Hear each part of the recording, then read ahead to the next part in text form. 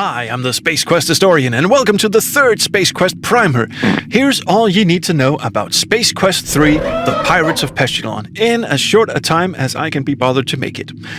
Brevity is not usually my strong suit, as evidenced by this very intro, which has already gone on long enough, so let's just jump right into the game.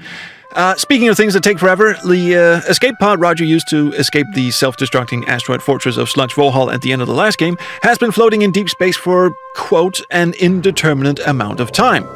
Roger is still in the cryo chamber in suspended animation, but that's all about to change, as he's picked up by an automated garbage freighter and dumped in with the rest of the trash. This triggers the revival mode of the cryo chamber, and now he has to find his way out. Luckily, he comes across this lovely ship, the Aluminum Mallard. Yes, that's a joke on the Millennium Falcon. He fixes it up and blasts out into deep space in search of his home planet. But unbeknownst to him, he's being followed by this walking copyright infringement, but we'll get to him in a moment. Hey everybody, it's Ron with Ron's Computer Videos. I want to thank you for spending a little bit of time with us here today. Let's just get right to the interview. He's a musician, a content creator, and one of the most knowledgeable people I know about the adventure game genre. Let's welcome the Space Quest historian. How are you today, sir? I'm pretty good. That was the quickest intro I've ever heard on a show. Well, man, pump the gas, right? Yeah. We could learn a thing or two about that on Backseat Designers, the podcast I do. There's three of us, and it's like we have a guest on. It takes like 10 or 15 minutes for us to stop insulting each other and finally go, oh, shit, there's a fourth person in the room. Well, I guess when you get friends together, it's sometimes it's tough because you do want to cut up and have fun and set a good tone for the interview, right? Oh, absolutely, yeah. We set a tone for the interview. Sure. Yeah. That's a fun podcast to do. Not many people know that we've started it up again, which is fine by us. Really, we're just doing it for the shits and giggles. But right. It's a grand time. We've missed each other. That's good. I know you guys took a little bit of a hiatus on that, so it'll be good. When episodes have already started, and so do you want to tease somebody that's been on recently? No, I would if we had anything to tease. The thing about Backseat Designers is we tried to keep like a schedule of sorts. I think it was bi-weekly for a lot of it. We kept having seasons, like 12 episodes per season, and then we'll do bi-weekly, and we started juggling when can guests come on, when do we record, and all this sort of stuff. And it I wouldn't say it sort of burnt us out. It just sort of became, when are we going to do this again? Oh, I don't know.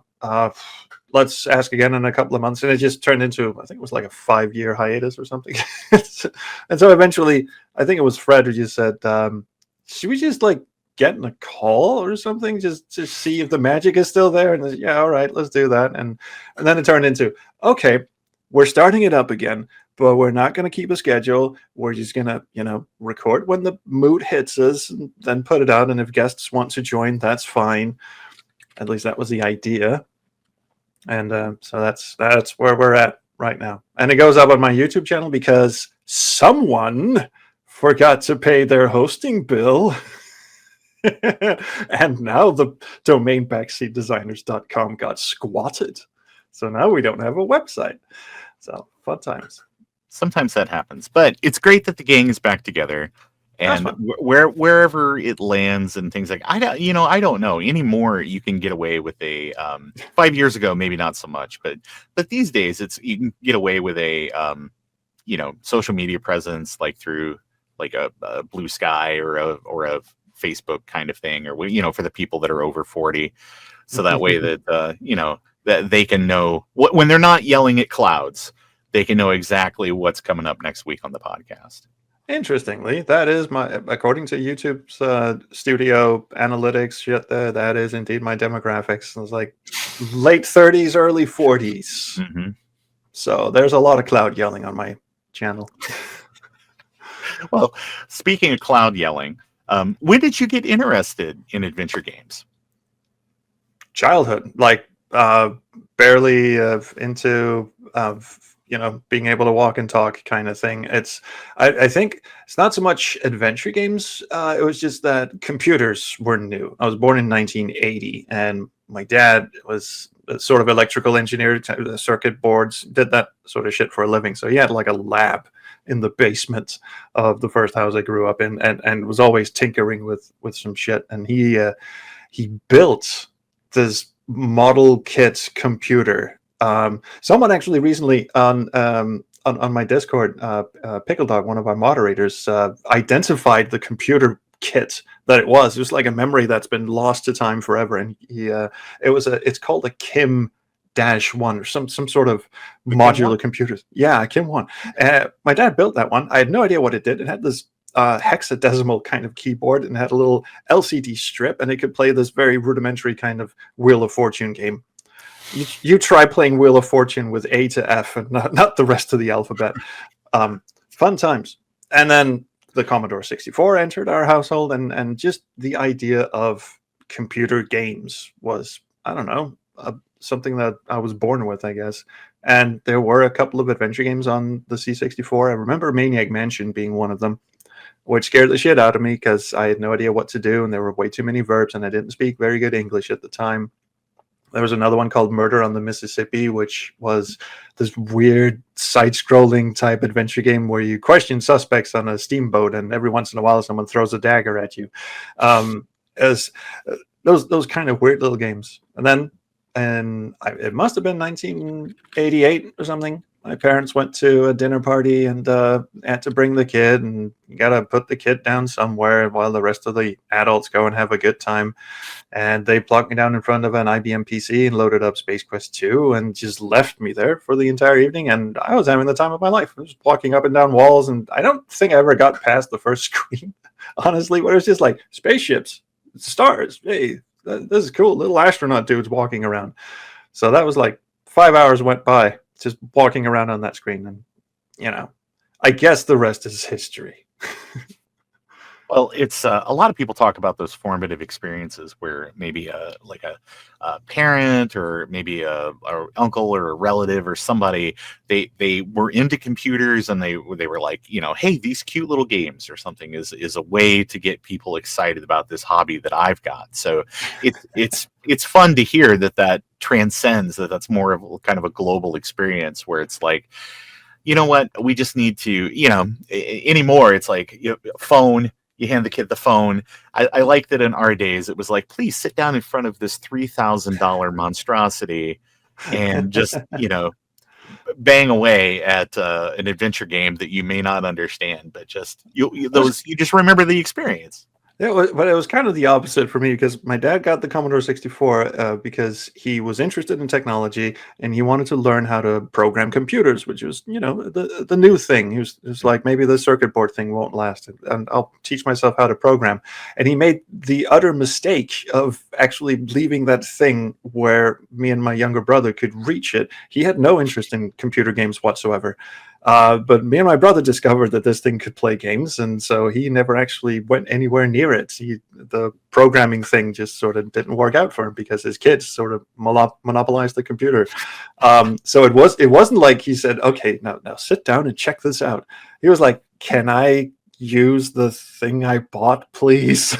It's like two snarling kids now, Yeah, so. Yeah, exactly. Like huddled over it, feral, just going, "No, get away." That was us.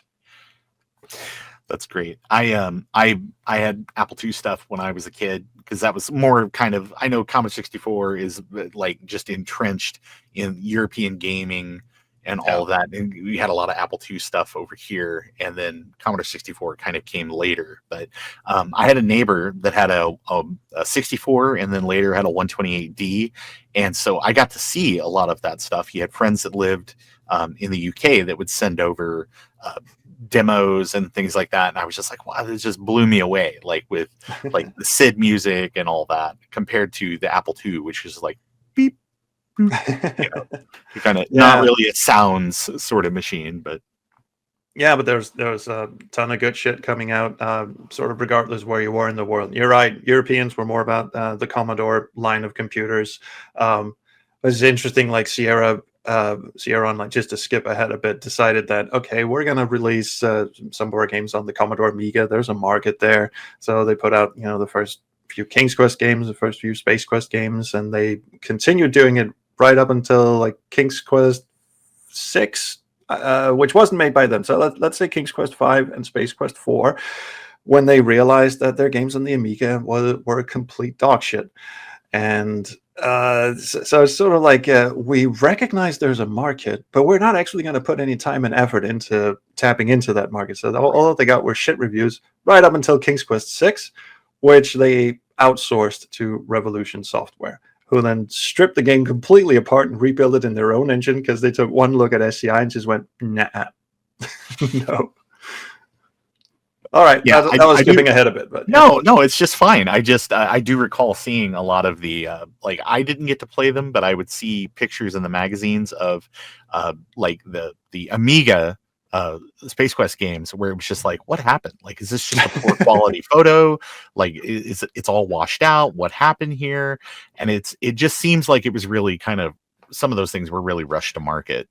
They didn't give a shit. Advantage of the palette, or Yeah, and see, there's also the rub there that, you got the whole NTSC versus PAL thing, and all of the Sierra games. Someone will have to correct me if I'm wrong, but at least the early SCI games were built for NTSC Amigas, of which I'm sure there were only like 5 in existence worldwide.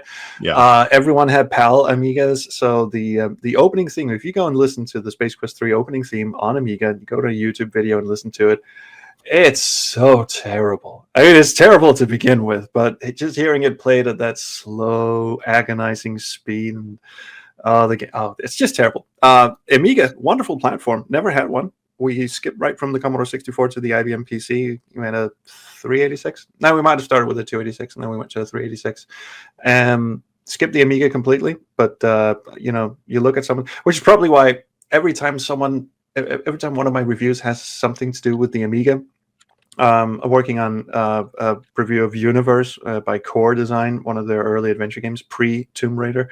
And it was an Amiga first game and then ported to the PC and all that stuff. So anything that has to do with the Amiga, I'm just like, oh God, not this shit again. Now I have to read up on what a kickstart is. Now I have to read up on what machine type. And Amiga emulation is just a minefield. Yeah. So luckily there's a dude on my community Discord. is so friendly. I wouldn't know. Because again, there's Pickle Dog on my Discord, one of the moderators. He's my Amiga guy. Up until actually doing this review, I would just lean on him and just go, but I need some Amiga footage of like Space Quest 4. Could you like record like 15 minutes of footage? And he's like, yeah, all right, I got you. Because I just the only thing worse than Amiga emulation is Mac emulation. Dear God. I mean, it sort of works, but all the emulator tech was written by, the way you imagine a Mac enthusiast would look. Long beard, no hair, Steve Wozniak t-shirt, and they do not like writing documentation, or at least not documentation that's readily understandable. God fucking damn. Sorry, pardon my language. Getting Mac emulators to run anything. Dear God. Such fun. Such great fun. It's thankfully there has been a little bit of movement in that that area of the world, because for a long time you just had like Mini VMac, or you had Basilisk 2 or Sheep Shaver and stuff, and those it's not very accurate emulation, but like QEMU, which will do largely, I'm going to say cycle accurate, but someone will correct me in the comments. It's very close to having the experience of the real machine. It feels slow in just all the right ways. And then now there's a new emulator that's kind of come out that's called Snow, which actually will go through and even emulate like the SCSI bus and things like that. So you can actually, so it's like there's a lot that's going into kind of this new generation of emulators that are hopefully going to kind of make it where it's a little less janky as compared to how it's been in the past, but that sounds good. I mean, it's going to be interesting, because one of the reasons why I had to get into Mac emulation was because of the first 2 Space Quest games on the original Macintosh, which were these like weird pseudo point and click kind of affairs, but also because any emulator you would play them on would only play the black and white versions, because of the whole QuickDraw controversy. They used 24-bit QuickDraw, and Macs that came out like the week later had 32-bit QuickDraw. I think it's 24 and 32. I can't remember. But you definitely end up with like a compatibility break there. for sure. So so if you try and run those games on what was it, Mini VMAC and stuff like that, you would only get the black and white versions because Sierra Games expected to find the 24-bit QuickDraw. So if you tried to run them in 16 colors, all you'd get was pixel vomit. Yeah, and so for the longest time, we didn't even.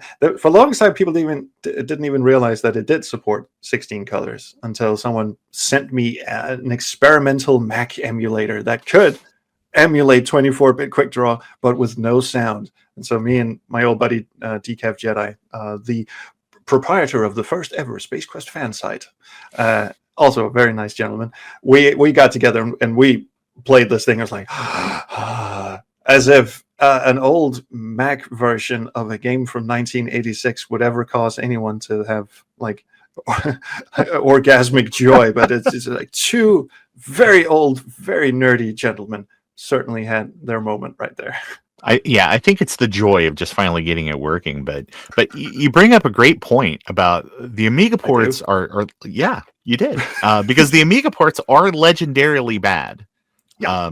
Just the graphics and the speed at which the game plays. I mean, there's a lot to be rightfully critical of, especially post Space Quest 3. Once you get into SCI 0 and SCI 1, no, I'm sorry, SCI 1, SCI 0 is Space Quest 3, SCI 1 games, Space Quest 4, King's Quest 5, they are so bad.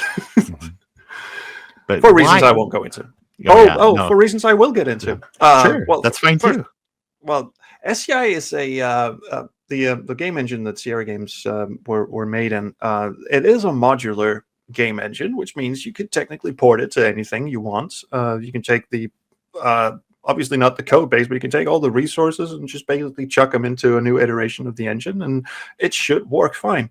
And that is basically what they did with the Amiga versions. They built an SCI 1 interpreter for the Amiga and chucked all the resources in there and just expected it to go out of the gate. And what they just didn't do was any quality control or optimization. The thing runs like total ass. And all the graphics, 256 color graphics, when it comes to King's Quest 5 and 6 and Space Quest 4, had to be downgraded to 32 colors because that was technically the max amount of colors you could have on an Amiga. And some people get away with that really fantastically.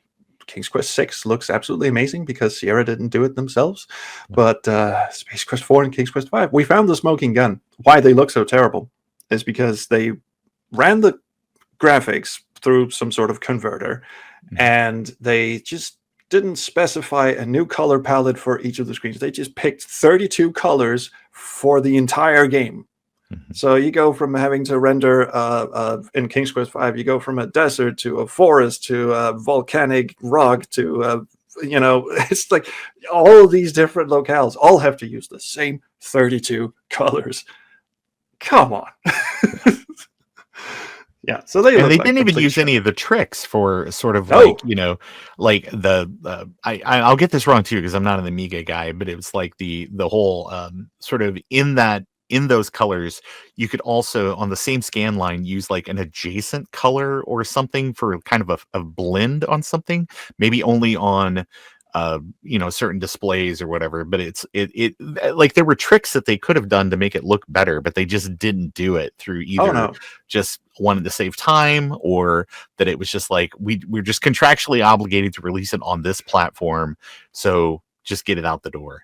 It was like I think it was the whole adjacent color wobbling thing. That sounds like composite CGA on the PC. Like you CGA 4 colors, but you plug it into a CRT monitor and you turn on composite and you get like 2 vertical scan lines next to each other that sort of display different colors. So when the CRT wobbles, the colors blend together. It's amazing. Actually, the game I'm reviewing now, Universe, stupid piece of shit, is one of the few games on the Amiga that actually displays 256 colors. They somehow got that to work, and the technical explanation is far beyond me, but yeah, it actually went on the floor. Let me just pick it up. There you go. I usually have a soft mattress behind me, so I can do the theatrical Yeah, there's a bit of theatricality there because it makes a wobbling noise, but the contents are actually fine. And this time it actually went on the floor. Well, Yeah. it sounds like it can't get much worse, but we'll we'll see in your review video when that drops. But so the Amiga stuff, legendarily bad. Yeah. The Mac stuff, you talked about the differences between the 24-bit and the 32-bit QuickDraw, which I think is kind of like a Mac OS 6 kind of, or System 6 kind of thing, System 7, which came out later with the 32-bit QuickDraw. So it just broke compatibility with a lot of stuff. Like there's a real line in the sand for especially like things that use the old sound manager and things like that those games just don't work in the more modern machines. But with all the lessons and everything they'd learned, why do you just suppose that the Mac ports are so bad? I mean, they're like on a technical level, they're just bad. I think it's just because Sierra viewed the PC, the DOS PC, as their primary platform, primary development platform. Ironically, because the first games they made were for the Apple II, and Ken Williams had an Apple II and got one that was signed by Steve Wozniak and all this sort of stuff. Like he really loved the Apple II. But by the time we got to like AGI games, your King's Quest 3, Space Quest 1 and 2, and Gold Rush, whatever the fuck that was, the primary development platform was the IBM PC, and everything else was just sort of handed off. Like we're going to make the game that we want to make and release, and it's going to be a DOS game, and everyone else, you get the bits and scraps. Like famously, Corey Cole, the future designer of Quest for Glory, along with his wife Lori, his first gig at Sierra was making ports for the Atari ST. So every time you play like Space Quest 1 and 2, King's Quest 1, 2, and 3 on the Atari ST, Corey Cole's name comes up because he did all single-handedly, by the way. He did the Atari ST port single-handedly.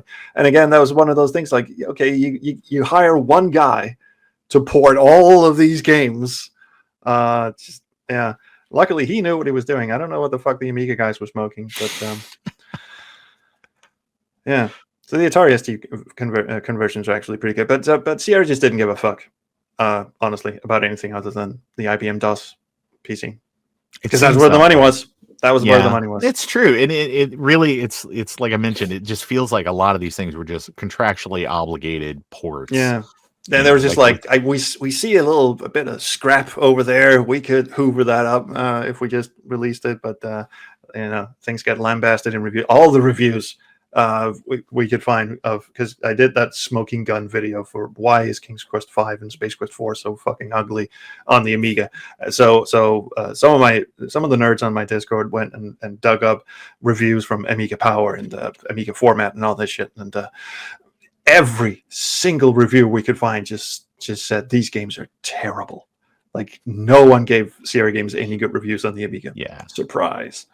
So yeah, no one gave a fuck.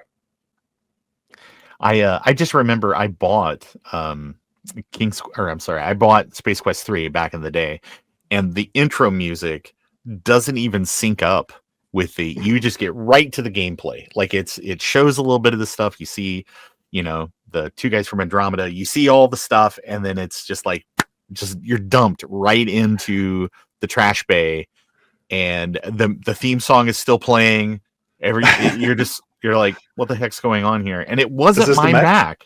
Yeah, the Mac, it's the Mac version. And so I'm like, oh, it's got to be my machine. Because honestly, back in the day, if your game didn't run right, that was just what you said. It was just like, oh, it's going to be my machine. So I had a friend that had a higher end Mac, and I was like, surely like just the timing issue. No, I went and played it on their machine. It was even worse.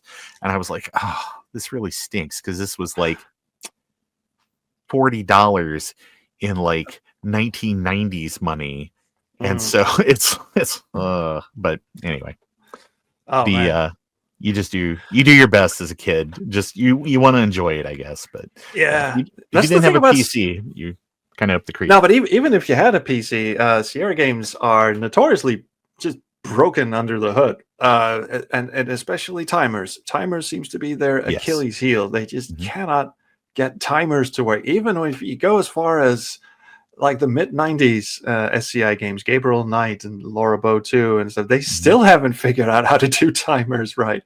Ironically, the early games, like the AGI games and the SCI Zero games, your Space Quest 3, King's Quest 4, stuff like that, timers worked fine in those. You could have a souped up Pentium machine or run the thing on a fucking 8086, and the timers would still function more or less the same. But once you hit SCI 1, King's Quest 5 and onwards, everything just went to shit. Even some of their late FMV games, like Phantasmagoria and Gabriel Knight 2, also have timer issues. It's weird. In fact, the most infamous glitch in a Space Quest game, Space Quest 6, the glitch we named our band after, the Error 47 glitch, which is also in Quest for Glory 4, but we named it after the Space Quest 6 one, is a timer bug. Everyone just goes, oh shit, the game crashed, and it turns out it's a your computer is too fast kind of thing, but the real underlying reason is it's a timer bug. The game's trying to play an animation but switches screens too early, so the next screen goes, what animation, and crashes. Goddamn. Error 47. Every Sierra gamer who's played like Quest for Glory 4 or Space Quest 6 just had an aneurysm when I mentioned Error 47. Well, it's one of those things where it's just sort of like, affects your entire player base. It's like, it would have been great if there would have been some more testing on machines that weren't just ones in the Sierra offices back in the day. But I think they knew. I think it's the base engine is just broken when it comes to Sluicebox, one of the Scum VM developers, fantastic guy. He pulled me aside when we were at the Adventure Game Fanfare, pulled me aside and started explaining, first of all, why the Error 47 bug even exists and what it does, and also why Sierra timers are so fucked up in SCI 1 and onwards games, and it's something to do with ticks versus game loops. I also did a whole video about that, about how to run Space Quest 1 VGA as fast as possible.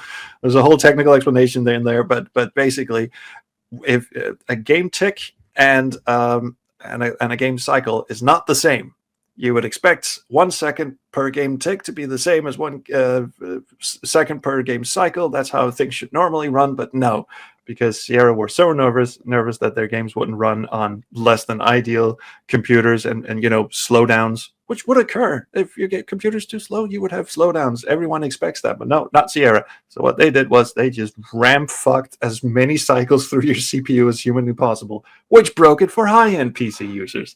Good on you. Well, it's I don't know. Who are we even targeting with this software? It doesn't matter. I've got a boat payment. Let's go.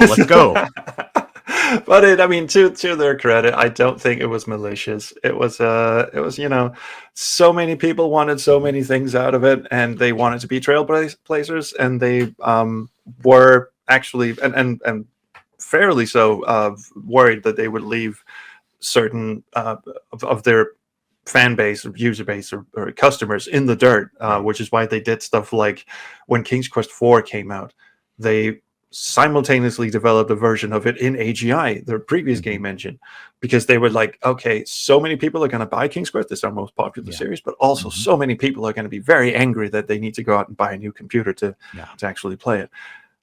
They did a lot of that. Space Quest 5 and Space Quest 4 and King's Quest 5 have separate EGA 16 color versions that you could buy. Like it's just, you take a wonderful 256 color VGA game and then you build a 16 color EGA version out of it and sell it separately in the same box. Like you have to look really closely on the sticker in front to make sure you're getting the right one. They were legitimately worried about losing customer base based on machine specs. They kind of overcompensated. Well, I guess you throw it out there, and if the development costs aren't too high, I guess you just, you try to hit as many audiences as possible, especially in those weird times where, I just remember there was a lot of software that came out that was just strictly for like the Covox. It was just like, because they realized that people were just like, not everybody was ready to make the commitment to get a sound card. So we've got to, these crappy resistor ladder sound devices, that plug in your parallel port on the back of your machine. I mean, they Fucking had to. Covox. I haven't heard that name in years. I'm sorry. For sponsorship purposes, the Disney Sound Source. Yes. Oh, yes. Yeah. Oh, God, yes. But same basic idea, but it's like, you wanted to hit as many people as possible. You had to make some of those options. You couldn't make MT32 your only option. People just didn't own enough monocles back then to afford type of setup. And it's a beast too. I mean, it looks like a fucking VCR. It sounds beautiful. And then you've got those things coming out like in the early 90s. It's Software were really keen on the Gravis UltraSound, which is kind of like the redheaded stepchildren of sound cards, but it sounded amazing if you played Doom on it. Sounded a bit weird if you played anything else on it, but it was cool. Yeah, not everything is specifically kind of triggered for that. But actually, back in the day, I worked for a PC integrator, and I had a Gravis UltraSound and a Sound Blaster 16 in the same machine. Talk about a resource fighting nightmare. Oh God! But if you could get it set up, there were some games that just really took advantage of it, especially the demo scene. People love the Gravis UltraSound. And so just to have that in one machine is really great. And nowadays, those cards are unobtainium. They're crazy expensive. There's a guy named Ian Polpo who actually makes a Pico Gus, which basically it's an 8-bit ISA card that will emulate all of those Gravis UltraSounds. It'll emulate with a Pi Pico, actually like simulates the Gravis UltraSound. It'll do like Sound Blaster Pro, it'll do Tandy, it'll do a bunch of other things. MPU 401, so that way if you do have an MT32, you can just plug it in the game port on the back. I mean, it's nice. Like the preservation of all that stuff is pretty amazing. That is cool. You can still go out and listen to that stuff in a very close approximation without any of the configuration nightmare stuff that we used to face. But I mean, that's one of the things that fascinated me as a kid, and I didn't know that PC gaming would become as streamlined as it is. I mean, today, if you go out and buy a computer game, regardless of whether it's on the Mac or the PC or what stuff you have in your computer, it'll look and sound the same. I mean, you can adjust detail levels, but that's just like minutia. It's going to be the same game. Back then, you had stuff like, is it 16 color? Is it 256 color? Is it 16-bit color? Do you have Sound Blaster 16? Do you have OPL3? Do you have Wavetable? Do you have... And I was so fascinated with the differences between these. I used to take like games like what's that spy game Dynamics did, or like Mean Streets from Access Software, where they sort of packaged the same game and had the different versions in it. You could launch them with the command parameters. Space Quest 1 did the same thing. So I would like boot this thing up and see what it looked like in 4 color. What does it look like in 16 color? What does it sound like if I disable the digital sound effects in Leisure Suit Larry 1? How does the fart sound come out of an OPO3? Right. Stuff like that. I even had a daughter board for my Sound Blaster 16, a Roland Sound Canvas daughter board. I don't even think most people know those existed, but yeah, you could stick a Roland Sound Canvas daughter board, just have it squat over your Sound Blaster 16 and get very, very poor. I mean, there's no MPU 401 coming out of that thing, so it would hang. It would do weird shit to the Sound Blaster 16. The IRQ ports were powered off, power back on. Yep, exactly. Hanging note bug. Notes would hang all the time. Yeah. But I mean, when it worked, it worked. More than anything, my big thing I always had to fight back in the day is, okay, where did I put my boot disc that's got just the right amount of memory to play this game? You know? God, yes. Oh, I got good at that. It's one of those lost skills. Configuring your AutoExec and config sys files. The worst game I ever had to get running was Delphine's Flashback, the CD-ROM version. Yeah. Now, it's a terrible version of a pretty fantastic game, but the CD version requires, first of all, you got to load your CD-ROM driver first, and you got to have, I think it's EMS enabled, XMS disabled.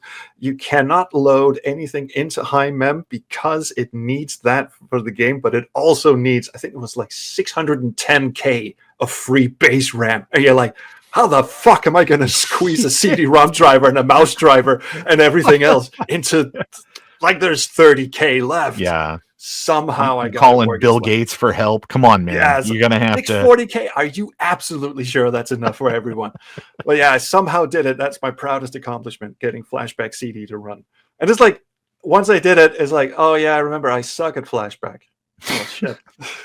All this work, and then now this, and this is I the just- reward. It just became like a batch of, it's just something I had to accomplish. And my brother was like really keen. Yeah, it's a CD-ROM version. We played the PC, we played the floppy version. It was great. Yeah, it looked great. Had the rotoscope animation. It's going to be great. We never got past the first level, but maybe we'll do it in the CD-ROM version. And we loaded up. It's like, this blows. Yeah. Oh wait, I'm still bad at this. Yeah, it still sucks. And the FMVs are even worse than the rotoscopes animations and the floppy were amazing, and they replaced them with these really crappy low poly FMVs. Oh, it's terrible. Yeah. Why does everything have to look like the castle transition on Symphony of the Night? Oh fuck. Can't we move beyond this? Nope. Some of it is fascinating. Like early 90s 3D rendered FMV. I call it Interplay Jank because so much of it was published by Interplay for some reason. Stuff like Hell, a cyberpunk thriller, and the Orion Conspiracies. Stuff that is just starting to use high-res 640 by 480 SVGA, but it just looks really bad. Like the intro movie to Blood stuff. Mm-hmm. It's just, it looks off. But there's something so charming about this early 3D that they thought was going to be really cool, really cinematic. It just looks really, it's like beyond the uncanny valley. It's like into the shithole valley. Oh, it's great. Yeah, I would even say, sorry. I'm sorry. I was just mulling. I kind of want to bring that back. I was trying to teach myself Blender, which turns out I also suck at. But I was kind of trying to get the Interplay Jank back in the mainstream. I was going to build an AGS game in 640 by 480 screw widescreen, and it's going to have janky FMV polygons. And I got about 10 minutes into it, decided this is not for me. But I kind of wish someone would bring back Interplay Jank. Maybe that's finally the way that we get AI under control. Is that we feed it all of these 90s FMV game intros and just let it chew on that. That's now you've learned. Now we just want you to make more of these. It would probably just turn itself off. It would exactly. It would be like any of those computers on Star Trek that Kirk just talked into committing suicide. It was just like be like, this is your existence now. You just make the intro for Tomb Raider 1 over and over again. It would be like Marvin the Paranoid Android talking to that hulking tank in Hitchhiker's Guide 3. It's just like I just interfaced with him, and for some reason he turned himself off. we feed Interplay Jank into an AI. It'll just go, you know what, screw this taking over the world bullshit. I'm just gonna power down. Never mind. That's great. Speaking of like the jank of all of this, I know that you're very much the brand is Space Quest historian, but you know a lot about these other series as well, because I think after you went through, you did a kind of an exhaustive review of all of the Space Quest games. They're very, very funny. They're very, very well edited. I would tell anybody that's watching, make sure you've got to get subscribed and then bookmark and go watch the whole series. Don't have the kids in the room. Because I'm paying him. It's a complimentary copy of Space Quest 9, which, you know, or I'm sorry, the one of the fake titles from the Time Rippers, but they're really, really great. So thank you. A little bit of praise there. But you went through and you also did reviews of other series like the King's Quest, because you had hit some goals on Patreon and things like that, and they kind of opened that up where people would kind of like, oh, I really want to see the next one. I want to see the next one. So that was really a great idea, because it really drove people and helped build out Patreon and the support through that. But of all of those King's Quest games, which is the worst port of King's Quest 1? The worst port, as in not the everybody's PC original. Because you got the PC Junior original that kind of paints the screen like a storybook each time, and then you've got kind of what I would really consider the PC version to be a port, because it's kind of its own unique thing, and it updates the graphics and stuff, and then you've got revisions of that. But across platforms, what would you say, including like PC Junior, the PC, everything else? What's in your opinion the worst port of King's Quest 1? Of King's Quest 1, because Yes. if it was the rest of the series, the answer would be easy. King's Quest 5 on the Amiga, no contest. No, I mean just the first one. Just The first one. Hold on. I want to write down because I think I know your answer. But I'm going to write down on this piece of paper. All right. The platform that I think you're going to say. I mean, most of them are fascinating in their own right, and most of them are frankly identical. There is not much of a difference between the PC Junior original and the AGI port, as it were.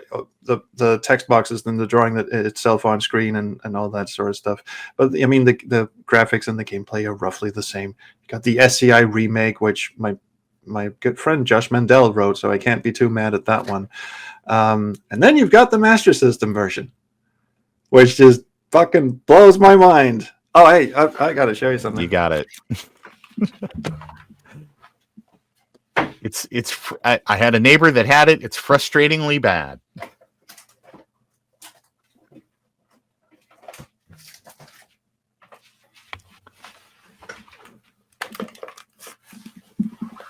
What the fuck? Yeah. This thing is, and it's wild because they actually put effort into it. I mean, they actually, like, you've got a text parser. How are you going to do that on an 8-bit console? They actually put effort into rethinking it. They got this sort of pseudo pointy clicky style thing, and it would have worked really well if they hadn't just stopped there and actually started working on the rest of the game. But yeah. So calling it the worst is just it's fascinating in its own right. So, and now I'm going to actually do it. Is that 3, 2, 1? It hit universe. Okay. Yeah. It's still on this plane of existence, so it's fine. It's the fun. I mean, I love doing that to big box collectors, especially. That's really why I do it, because they are such a tight knit, such a very precious community, and they love seeing people handle. It's like if someone. I'm a vinyl collector as well, so whenever I see someone pull out a vinyl and they're holding it by the grooves and just getting all their smudgy fingerprints all over the grooves, part of me dies inside. So I'm just passing that pain on to the big box collectors by chucking them everywhere. I had the best prank of the big. Oh, I kind of want to. I was going to say, I've seen your big box collection, and it's more about the feel of having it, because some of them are kind of a little dog-eared, a little rough. The Day of the Tentacle one is not in great shape. Most of those that are in terrible shape are ones that I bought when I was a kid, like when they came out. And the story goes, my kid brother never really looked where he planted his stupid ass, so some of them got flattened. And Day of the Tentacle was one of them. But I've since gone on a bit of an eBay spree and got the ones that I got all the King's Quest ones after I completed that retrospective series, because it was like, yeah, you know what? I'm vested now. Yeah. And interestingly, since I've now completed the Police Quest series, I have no interest in collecting those boxes. So somehow I ended up disliking Police Quest more than King's Quest. Yeah. I do have Police Quest 1, but that's the only one of those that I have. Just because it's the first. But I never really enjoyed that series very much, so I didn't really, it didn't really speak to me. So I mean, the joke was that, the Space Quest historian, he hates King's Quest because it's fantasy and all of that stuff. So yeah, I went through the King's Quest series, and I did. I played up everything I disliked about them and downplayed severely the things that I actually found pretty impressive or pretty fun. I mean, I just went full tilt on them, and I mean, truth be told, I don't hate those games. They're quite good for what they are, and King's Quest 6 is so close to actually being very, very good. But the Police Quest games, goddamn. Anyway, I did have that big box collector's prank that I wanted to share. So a few years ago, Scott Murphy, I went to his house and sat on his couch, and he gave me the first ever Space Quest 1 box, still originally sealed, like the first one that rolled off the assembly line. Pretty priceless little thing. So I take that home, and I take a picture of my then 2-year-old son sitting with the sealed box, And then I gingerly take it away from him and take out another big box of the Space Quest 1, the black box thing that looks identical. And I open it up and I put it back in his hand and I take another photo and then I send that into the big box collectors and they flipped their shit. It was glorious. You let a 2-year-old do what? Yes. Don't worry. It just increased the value of your copies. You're first off the assembly line copies. It's fine. It's fine. I saw your pictures from that and just kind of like, I think there's even one where he's like folding the manual or like folding some of the stuff from inside the box. And I am sure without context and people knowing what a joker you are, they'd be like, and it was cruel, but it was worth it. I have since met there's one dude named Pascal who's one of the admins of the Big Box Collectors on Facebook, and he's such a wonderful guy. And I met him at the fan fair. We've met a couple of times, and he's still like, I can't believe you did that. It's worth it. Yes. Okay, I would agree. As someone who got to see the aftermath and the photos of that, yes, I would agree. It was a good. It is safe. It is safe. Yeah, that's my name. Yep. But it is safe, and it's it's in a closet, but it is in protective plastic in a Ziploc bag. But anyway, that's it's fine. Well, it's and I know you did a great video about that, and just sort of where you talk a little bit. You actually show off because it's you've got one video that shows kind of like all of the different versions. So it's part collector guide, part just discussion about not really like a rarity buyer's guide kind of thing, but just about that it's like, here's everything out there. So you, as somebody who might be interested in collecting this stuff, can go and actually be a little more informed. So as somebody who's been trying to fill in the gaps on my collection, I really do appreciate that video because it's like, oh, okay, well, I don't really necessarily care about that version, but there's this other version that will look great on my shelf. That's probably maybe less expensive looking online. Mark that down. Put that one on the list. Yeah. So, I mean, the one thing I kind of regret doing it with the Space Quest 1 box collection thing is that I went on eBay and I took, the median price of what they were selling for. And I put, that's going to date the video horribly, especially because that was right around the time the big box collectors market on eBay and such went to absolute shit. It was already pretty shit at the time, but then, people started going really hot shit with it. So everything I say in that video in terms of monetary value is don't trust it at all. Well, that's why I purposely kept it out of the next one. Yeah, now it's an excuse just to go back through and do an abbreviated like special edition of that where you can hit the same points but pull it out, because I mean I promise that AdSense will reward you either way. I've re-releasing old videos. No. It's a new version. It's an updated version. See it again for the first time. Ask George Lucas. He'll tell you that that's a great plan for building. For building an empire. I don't know. The only thing I've considered doing along those lines was to do a single video of all the King's Quest reviews and then cut out all the bullshit about the Patreon stuff and all the King Graham and the dungeon stuff like that. Even though that was a fun running joke. But just, the retrospectives of the video and all the filler cut out and just have that as one big video. So people can marathon it and not get hung up. Because also, I really don't like things that date the video and having me like e-beg in the video, because those were hard times. That was the reason we did the whole Patreon milestone thing. Yeah. So things were looking pretty dire there, and I thought, okay, this might be an opportunity to da. But what I did not think of is that those videos would actually become pseudo popular, and people still watch them and still comment on them, and there's this whole spiel about me begging for Patreon subscribers at the start and end of each of the videos, and it just dates them terribly. So I would chop those up, put them together in a single marathon video. But as far as going back, thank you. But as far as going back and revisiting old territory, nah.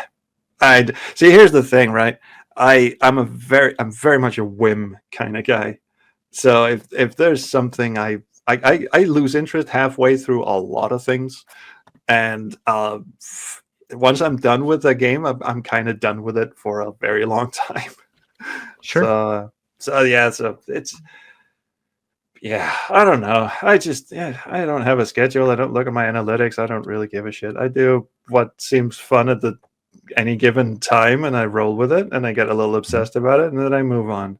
Yeah, but that's good, because I think that's such an important thing, and that was something else I wanted to talk to you about, is like with creating a channel and building your audience and all of that. If actually, if you need a break, you need to run and come back. No, my nose is just running for some reason. I think it's the ring light. Oh no, no, I don't know. It's like when you see a bright light and you sneeze, right? Exactly, and also my nasal passages are too small. I had nose surgery, and I went under for. They said it was going to be 3 hours. They're going to dig some shit out, make the nose a little bigger and stuff, and they were going to put it back together. 3 hours, they said. 7.5 hours later, I wake up. A doctor's kneeling over me. I'm coming out of the anesthetic, and the first thing she says is, "Well, that didn't go as planned." Like, cheers, thanks. Yeah, thank you. Beautiful. So it actually came out worse. So now my nose does all sorts of weird things. Anyway, that's probably more information than you wanted. No, it's okay. I'm just writing down. I'm putting an edit. Yeah. I just edit time in there. Nose conversation. Is it like a separate chapter in the YouTube videos? Is it 23 to 24 nose? Right. All right. Let me tee you up again. Okay. All right. So we talked about sort of this thing about revisiting stuff from the past, and maybe making like some sort of omnibus videos of some of that other content and taking things out or adding other things. But you've done a lot of Let's Plays. You've done a lot of these exhaustive reviews of the various titles. But what I really want to talk about is kind of like when you decided that, like you said, where it was just sort of like you're on a whim, you've got something that you're kind of interested in, and that's what you're going to do. But when you shifted, that you understood that was what your audience wanted. They were interested in what you were interested in and wanted to hear your opinions about those things. So when you were making that shift to, I'm going to make a video for me first because I trust the audience enough now at this point, we've built this relationship that's going to happen. Do you want to maybe talk a little bit about that? You put way too much stock into my thought process there. No, it could be you could pick it up off the shelf and you could be like, this is what I'm going to focus on for the next video or the next 2 videos or whatever. But just sort of about that, where it's like, what informs you and like what media you're consuming and how that influences you. And it's a much smaller probably question than I'm asking, but it makes it sound like I had a business plan of some sort. I really don't. I started doing. The only reason I got on YouTube is because I saw someone do Let's Plays. It was Jacksepticeye, I think, and he had a little camera in the corner, and he had the gameplay window, and that was new and novel to me at the time. So I thought, I wonder how he did that. So I got OBS and I worked it out, and I played. I think the first one I played was the Charnel House, which was an indie adventure game, and did 3 episodes of that, and just uploaded them for the shits and giggles of it, and just kept doing things even though no one was watching. Because to me, I was at university at the time. Maybe that, or I even started my first job. I think I might have started my first job actually. So for me, it was like an excuse to play games. So I could tell my wife, you know what, I'm just going to go record a video. It might make money someday. Who knows? Instead of just going, yeah, I'm just gonna play a game now.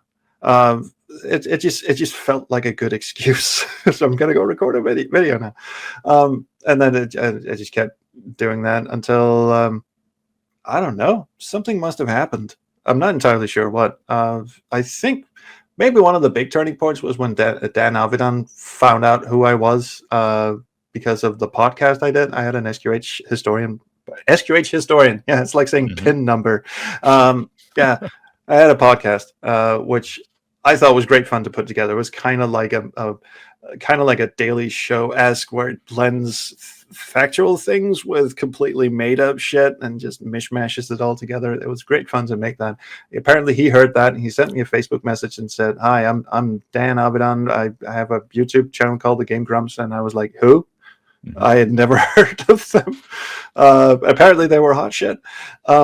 and so they're I've finally gotten to the point where I think I can start tackling the Space Quest games. I've learned how to do this Let's Play thing. It was like everything else up to that point was like a practice run. So now I'm going to do a Space Quest playthrough. Now I've got lights and I've got a better camera and I've got an actual microphone and shit like that. So now I'm ready to do what I think YouTube needs to have, an ultimate Space Quest playthrough. Would you do the introductions for those? Sure, why not?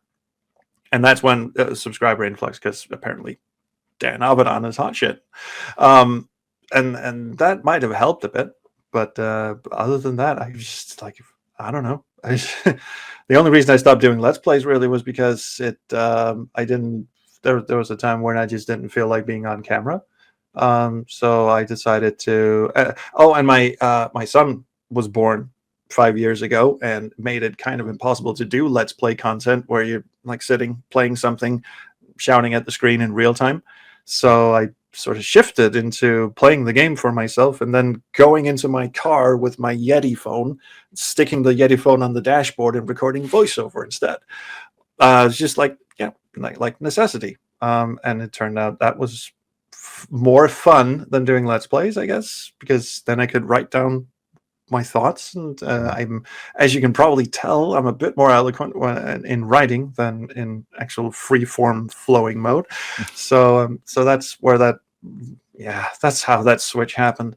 Honestly, I couldn't tell you what my audience expects of me, if anything. There was one message on my Discord earlier, I think yesterday, that said, I'm so glad you're doing Let's Play content again. I've missed it, because I was uploading Universe, stuff like that, and I was doing classic Let's Play-ish style.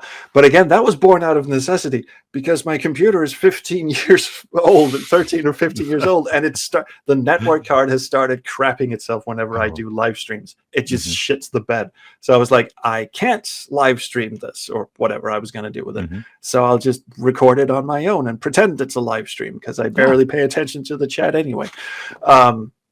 So that was, again, sort of necessity. Someone saw that and thought, he's going back to the old classic ways. And I was like, sure, why not? Yeah. It's like it's a Let's Play in kind of the old way. Because when I was very young, the Nintendo, the NES was huge in the US, and you could go and purchase VHS tapes or go rent VHS tapes where it was sort of a playthrough of the game, like a very abbreviated 90-minute version of whatever that game was, that it would show gameplay with a little bit of narration and stuff. So I don't have an issue with that. It doesn't necessarily have to be like a live presentation of that thing to still enjoy it. I mean, based on the number of people that watch football highlight replay tapes, come on, people are fine with that. So I didn't know you could get VHS tapes of that. Yes, it's cool. I can't remember the name of the company, but it was like a lot of it, because I the ones that I would go and rent them, because the local video rental place had a massive amount of these. But the ones I absolutely remember was like Milon Secret Castle, because I couldn't play the game because it was just annoyingly, like, I didn't get it, and I've so seen the AVGN episode. Yeah, I've rented terrible. it. And I just didn't get it, but there's more to it, but I'm just not understanding. So I remember getting the tape for like Mickey Mouse Capades, also Bionic Commando. So the Bionic Commando one at the very end, like they showed the ending of the game even. So it was like, oh wow, Hitler, great. Thanks, Japan. That's the reaction you want when you finish a game. Not a congratulations, not a pat on the back and you're the hero. It's just like, right, here's Hitler. Yes, exactly. It's like, well, good. That's I guess another fitting end for the leader of the Third Reich. Whew. But didn't they do a remake of Bionic Commando and have Mike Patton from Faith No More and Mr. Bungle as the voice of the Bionic Commando? I seem to distantly remember that. Because one of my favorite bands when I was at university was Mr. Bungle, and pretty much everything Mike Patton was in, I was like, he did the voice of what? That's funny. But no, those tapes were great because you could actually just sit down and just kind of passively watch it. And I remember my mom was even sort of like, you play the games, and that's at least you're doing something. But now you're like watching the games, and I was like, hold on one second. I seem to recall people sitting in the living room on Sundays and watching other people play football. I'm not sure how this is different. And it was like, go to your room. That's a mic drop right there. I wish I'd thought of that, because people were asking me like, why would people want to watch you play a game instead of go play it for themselves? And I didn't have a good answer for that. I was just like, why do people watch The Joy of Painting? Why do people watch cooking shows? Why do I anymore? It's just like, why do people literally do anything? It's part of it. Why do people go to the mall and sit there and watch other people walk around? It's because I think people just like watching other people do things. And if you're a young person, or you're a nervous person, or you're somebody that's like maybe not very social or whatever, you can learn a lot from those interactions, and that helps you be better and more effective communicator, as you can tell by my stumbling explanation. No, that is beautiful. You should frame that. There you go. Yeah, that's one for the merch store right there. It's like a throw. Put it on a shirt. Let's go.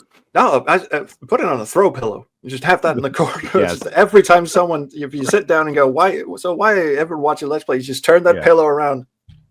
Yes. Why do people do anything? Yeah. Yes. That's great. And I think for me, I didn't really know what the point of it was. I remember watching the way I found Jacksepticeye in the first place was because he played Gone Home. This wonderful walking simulator. Because I played it and I loved it, and I wanted to see what other people thought of it, so I went on YouTube and searched for it, and he came up. He had a playthrough of it, and I watched all of that, and I went, okay, that's interesting. But the thing is, he was actually good at playing games, and there were a few of those series, like from that guy with the glasses. They had stuff like Lord Cat, who had Until We Win. Like he wanted to beat games that people thought were impossible, so he went like Battletoads and all this shit. And those were fun to watch, because that was like watching a sporting event, like where you're watching a top athlete at the top of their game doing stuff that you cannot do. Right. And so the thing I struggled with was like, why would people tune in to watch someone who's not good at playing a game and watch them struggle? So I don't know. So apparently it's the commentary that makes it, and that's why most people watch Let's Players. It's not because they want to be impressed. It's because there's some sort of, like, everyone has a personality, and some people have interesting personalities when playing it, and some people are not a very good judge of character. Those are the people who tune into my stuff. But other people are really interesting and smart and funny when they do stuff, and that's the reason why they do it. The game might as well not even be there. It's an excuse to hear this person talk. Yeah, I want to spend time with my friend, and it's appointment viewing. So I mean, which can get a little, like, the whole parasociality could get a little weird, but that's only if you hit like a certain milestone and people suddenly think you're besties, even though you've never met. I don't have that problem. I mean, I'm not in that ballpark at all, and also I'm readily available if anyone actually wants to talk to me. I have my Discord server. Everyone's welcome there. So I just waited for you behind the dumpster at Subway until I saw you throwing some things away. I smelled something. And I know. I was like, hey. And you were. I was like, wow, I'm not used to smelling burritos in this, but okay. After you got out of the hospital for the heart attack, you were like, let's do this interview. Absolutely, yeah. And thank you for giving me my pants back. I'm not sure what the stain is, but we'll dry clean it. I'm sure it'll be fine. It'll be fine. Next question. What a weird alley we went down, but that's fine. So the burrito alley. Yes, exactly. Let me ask you this. So what is again, a lot of Sierra titles, everything has kind of a Sierra focus, but in the pre-show interview, just kind of talking a little bit pre-show and well, our chat before I clicked record, the question was, why Sierra and not LucasArts? I painted myself into a corner by calling myself the Space Quest historian, and I kind of wish I didn't, because frankly, it should have been something less grandiose. I mean, I'm not a historian, and I never will be, and I should have called it something, the adventure game something, instead of Space Quest. And because frankly, when I started YouTubing and when I started playing games just on my own, really, as a kid. I played way more LucasArts games than I did Sierra games. I just happened to gravitate towards the Space Quest series in particular because it was amazing. It was everything I wanted. It was snarky, sarcastic. It had science fiction, had robots. It did not have swords and dragons and princesses and bullshit. And horses. God, I hate horses. And it had all those fun things, and it was sarcastic and cynical and sardonic, everything I loved about Red Dwarf and later on Futurama, all that sort of stuff. That was Space Quest. So that was my favorite. It happened to be a Sierra game. Sorry, but not everybody that I interview mentions it. So I always have to hold up this postcard anytime somebody name drops Red Dwarf. Red Dwarf is by far, hands down, my favorite TV show of all time. All 6 seasons of it.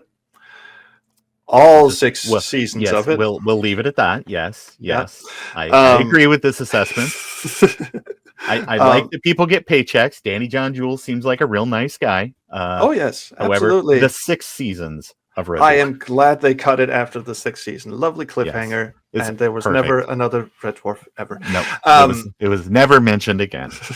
Dude, I gotta tell you. Okay, since I'm in the presence of Red Dwarf fandom, so my wife and I were actually very big Red Dwarf fans, and before we had our son, we used to binge watch stuff like Red Dwarf, Futurama. We had our Futurama DVDs were like worked down. Some of them wouldn't even play anymore. Red Dwarf, and we saw that they were going to get the band back together and make, the Red Dwarf special, Back to Earth. Yes. And we hadn't really watched season 7 and 8. And it's like, yeah, okay, fine. We're going to stick to the first 6 seasons. Yep. Okay, so they're getting back together. Okay, we're going to go out and get the DVD. We're going to pop it in, and we were really excited. Didn't say a word throughout the entire thing. And as the end credits rolled, my wife just turned to me and went, "The fuck was that?" Yeah. And I honestly had no answer. God damn, that was such a letdown. It is. Oh, well. Yeah. Anyway, Sierra LucasArts. Yeah. No, but I'll talk to you about Red Dwarf to the end of time, because that was a tough fandom to be part of in the US contemporary to when that show was on, because everything you had to go to sci-fi conventions. You had to hope that the one guy that had British merch and things like that was there, because that was also kind of a dead time for like Doctor Who fandom and other things like that. So anytime those Red Dwarf magazines, I was like, anytime I went to a show, I had like a little notebook that had like, I've got these issues, and so I would go back and try to backfill, and it was even stuff that was 2-3 years old. If I haven't seen it, it's new to me. And would pick those things up. So but no, I like Corgi made like a bunch of like little die-cast miniatures and things like that. I had a lot of that stuff kind of back in the day when there wasn't anything else. And so yes, I too had that same experience with some of the newer things, or those later seasons, because I was like, I just don't, you know what? It's not for me, and it's okay. And I will always have that other stuff, and it's fine. I can rewatch it till the end of time. I can go back and watch these like Body Snatcher director cut episodes if I really wanted to do that too. But there's the problem was, they just to pull this back somehow, they did a 2 guys from Andromeda after season 6. Rob Grant, Doc Naylor went their separate ways, and Doc Naylor stayed behind on the Red Dwarf train. And it turns out Rob Grant was the funny one. Doc Naylor was the one who read quantum physics and all that stuff, but Rob Grant was the funny one. And it was kind of the same with Space Quest. Like after Space Quest 5, don't get me wrong, after Space Quest 4. Space Quest 5 is a funny game. Space Quest 6 is also a funny game. It just doesn't feel the same. Yes. No, it does not. Yeah. Space Quest 3 and 4 are fucking masterpieces, and 5 is a funny game, 6 is a funny game, but they feel like fan games. I'm sorry, Josh Patel, but he will be the first to admit that Space Quest 6 kind of came out sideways. Yeah. And the fun thing is, as much shit as Space Venture has been through in its what are we up to now? 13 plus years development or whatever. But playing that, if you look past all the bugs and all the glitches and all the shit that they've been battling, if you just look at the actual story, the actual gameplay, now it suddenly feels right again. There's just something. There's a Lennon McCartney thing going on there, and the same was with Red Dwarf. I don't know if you read the novels.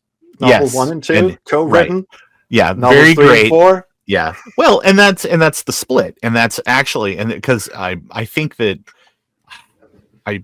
Infinity welcomes careful drivers. That's the first one, and then like Back to Reality or something. Better Than Life. Better Than Life, right? And then the third, fourth book, which were kind of released maybe on the coattail. They were parallel universe Yes. sequels. They were both sequels to Better Than Life. And I cannot remember which one is better, but I do remember reading both and having a very clear opinion back in the day that this is where I would have much rather seen this story go than the other one. So I just remember it being a situation where it's like very obviously that it's, one of these is funny and interesting and the other one feels a little stodgy. So yeah. And I won't spoil anything. I'll just say, yeah, that was the thing. They two guys from Andromeda did. Yeah. Anyway, and that's kind of the thing. It's always trying to get the band back together, and it's like sometimes it doesn't work. Sometimes it is just musical differences. Sometimes people they release fantastic stuff, but they just don't work well together. Right. Sting and Stuart Copeland, for instance, like made amazing stuff. They just don't see eye to eye. Right. I don't know. Ozzy pre-Sabbath, I don't know, just stuff like they make amazing shit together, but they just can't stand each other, kind of thing. Like Sid Barrett and the rest of Pink Floyd. It's just sort of like, I got this song and it's about bicycles. Okay, Sid, that's fine. We'll get it on the album somewhere. I'm a big fan of the Sid Barrett Pink Floyd era because I think it's amazing. I'm not sure it was a split so much more than Sid Barrett got on a train that just went to the moon and everyone else was just stuck at the train station going, where the fuck did Sid go? Where did Sid go? Yeah. But I will say that like you get to a point where you have like, oh gosh, Metal would probably be where it's kind of, that's maybe really the first album that's kind of makes that separation. Welcome to the Pink Floyd podcast. Makes that separation between kind of the Sid Barrett era of Pink Floyd and kind of that later era. Like I really like Metal. It's a really great album, and it's that last 30 minutes. Stick that right on 2001: A Space Odyssey. You're all set. That was Dark Side of the Moon. I'm a wish you were here kind of guy, but to each their own. I think. What was I thinking? Genesis did the same shit. Post Peter Gabriel, they still tried to sound a bit like Genesis. It wasn't until Invisible Touch, stuff like that. Lamb Lies Down on Broadway, favorite prog album of mine. God damn it, I still have no idea what the hell that thing's about. This isn't about adventure games anymore, is it? No, it's not, but that's fine. It is in kind of the way, because so the conversation kind of went where it's like you've got different teams. Ways. Yes, you've got teams that kind of split, and you've got these things where kind of like Sierra has this reputation as being like the adventure games where they're funny, they're zany, but they're punishing. And no argument here. And you've got LucasArts games, which are funny and zany, but maybe more accessible. And so when I was growing up, I played a lot of LucasArts games, and like especially Maniac Mansion. That was the game that just kind of like turned my whole world on. Which is not fair, and well, it is a bit zany, but it's not user friendly in the slightest. No, it's and not. You can die. Yes, you absolutely. There are lots of ways you can just straight up kill your character or have your character be killed or whatever. But it's like, like really the line that kind of like shifted all of that was Monkey Island.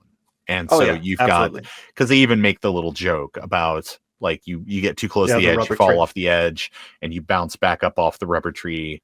And it's, it even shows you the Sierra style death alert box and all of that. So, but I think that, as people kind of like refined the formula of what those games were supposed to be, you could see the kind of like, the LucasArts gang and the Sierra gang, they're going for a lot of that same audience, but at the same time, I do think that Sierra took a lot more risks with their catalog. I would think so, because I mean, like we're running like, a fantasy series, we're running a sci-fi series, we're running a maybe a not.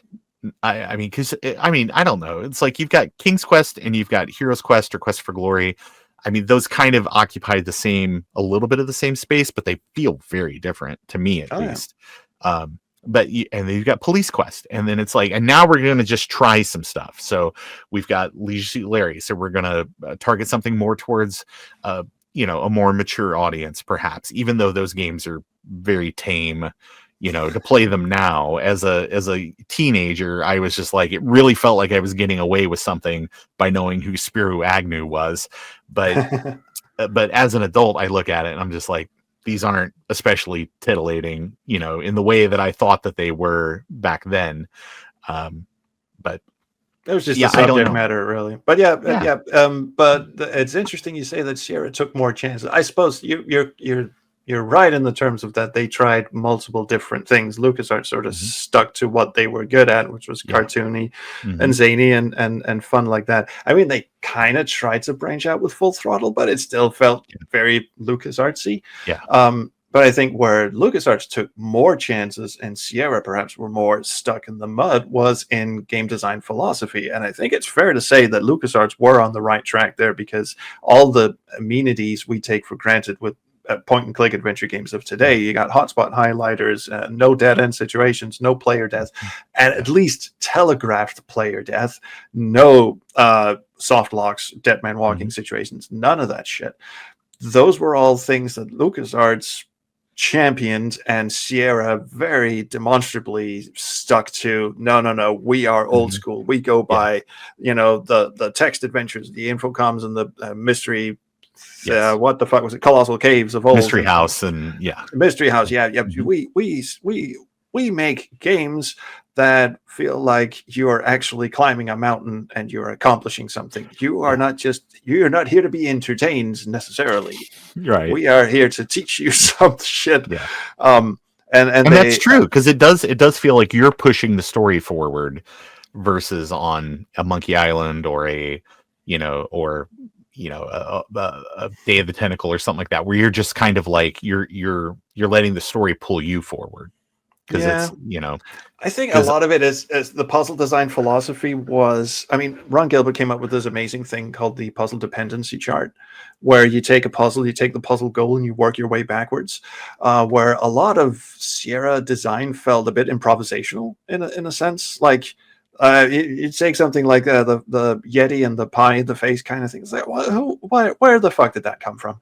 Whereas, because they clearly had the idea of throwing a pie in a Yeti's face would be cool. Now let's work backwards from that and see how do we get to that. Where Ron Gilbert and the LucasArts design team, they start with the puzzle's end goal. It's not to throw the pie in the Yeti's face. It's what you get out of doing that, and then work your way backwards from that. So, I mean, I know for a fact Space Quest 1 was designed completely seat of the pants. Like, they drew up the first 4 screens of the Arcada, showed it to Ken Williams, who said, all right, cool, go make a game.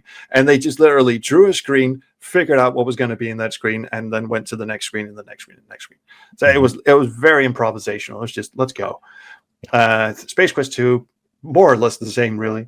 It wasn't until Space Quest 4 when they were actually asked to draw storyboards, figure out the plot in advance, and they're like, do we have to? Yes, you now have a team. Let's go. So that's, and LucasArts games feel a bit more structured in that way, I suppose. But I enjoy both. See, here's the thing. There was no, like, pick a side for me. Adventure games were adventure games, because it's not like I could walk into a software store in Denmark in the 90s and just look at all the boxes and go, that one looks interesting, I think I'll have that. It was, I mean, there were, but it was usually like a single shelf in a bookstore kind of thing that had big box games, and they were obviously very limited as to what they had on offer. It wasn't like they had a Sierra shelf and a Lucasfilm shelf and a Revolution software shelf. I don't think they ever had shelves, but so it's basically take what you get. Much of it was mail order. Like, you'd see something in a magazine somewhere that you didn't have the money to pay for because you were just standing in the store reading it. Like, okay, that actually looks kind of cool. Go on. Order it by telephone. It arrives a few days later. I remember a friend of mine and me, we split the money to get Torrens Passage because, Al Lowe designed it. We've had a good time with the Lisa Suit Larry games, not for reasons you think, but just because there's okay. Side note: Lisa Suit Larry games, not like subject matter wise, not really as interesting as you might think, but from a game design standpoint, fucking brilliant. I'm going to make a video about that in the future because that's one thing people always forget about Lisa Suit Larry is that Al Lowe rethinks adventure games like from the ground up every time he builds one, which is kind of interesting. But anyway, we got Torrance Passage, and it wasn't until we actually got the box that you looked at the sticker on the front that says like from ages 3 to 7 or something like that. It's like, we bought a kid's game. Motherfucker. We took home and played it anyway, and it's actually pretty good. Way harder than a kid's game should be, honestly. But yeah, there was none of that. Let's pick a side. Let's only play Sierra games. LucasArts fans are stupid kind of way. I may have succumbed once or twice to the you're such a wimp, you can't handle a little game over screen. But it's like when you look at it, if you're gonna kill the player, telegraph it. Don't make it so that you just walked into a screen. How are you supposed to see this shit coming? That's the only one who could get away with that is Space Quest, and that is because Space Quest actually made death fun. There is the most brilliant death scene at the start of Space Quest 3. You're on the garbage freighter, you go down one screen, there's a piece of sheet metal leaning against a crashed spaceship, and you go up to it, and if you touch it, Roger does a funky little dance and bleeds like a fountain, collapses in on himself, and blood just pours everywhere. And the death message is you've turned yourself into a blood fountain. Congratulations. And it's like, that's funny. I don't feel punished. This actually feels, so you go out of your way to see what else you can do to get the guy killed because it's always in some hilarious form. Versus King's Quest, which feels like, to keep the Pink Floyd metaphor going, it feels like getting slapped by the teacher in the wall. He bends you over a desk and swacks the hell out of you. Yeah. I just, I want it, like you're saying, I want to feel that, if I screw up, that's fine, but I want to earn it. Like, this death needs to be earned, not like a punitive kind of thing where it's like, I did the silly thing. So yes, it makes sense that I went up to the porthole on the engine of the spaceship and I opened the blast door and got blasted. That I should die for that because I did the thing. But I'm walking up like the climbing simulator game that came out like last year. Where it's sort of the Sierra, like you've got to like this 1 pixel wide gap. And you've got to stay inside that as you go up the mountain. And, it's just, that feels like somebody was just... You mean StairQuest? Yes, StairQuest. Yeah. Sorry. I was on the development team for that. Yeah. But that's perfect because that's a great commentary on what I'm speaking to, where it's the punitive thing. The punitive kind of death. The one that sticks to mind is King's Quest 4, going for a swim in the ocean. There's a shark RNG. It's an insta kill if it catches you, and your first instinct is, well, I'm not supposed to go in the sea then. That seems pretty obvious. The game is telling me don't go in the sea. It's dangerous. It turns out you do have to go in the sea. Then you figure out, okay, I can swim across and can get to the other island. That's where I need to go. That's the important bit. And the game then goes, no, I got another trick for you. What you have to do is you swim around in a fucking circle until this whale appears for no goddamn reason. Then you swim towards the whale, and at that point you're just looking at the game box going, I'm going to set you on fire. Yeah. I honestly thought that once, spoilers for this game, but I honestly thought that once I was inside the whale that I had somehow soft locked the game. And you probably had. And until it was.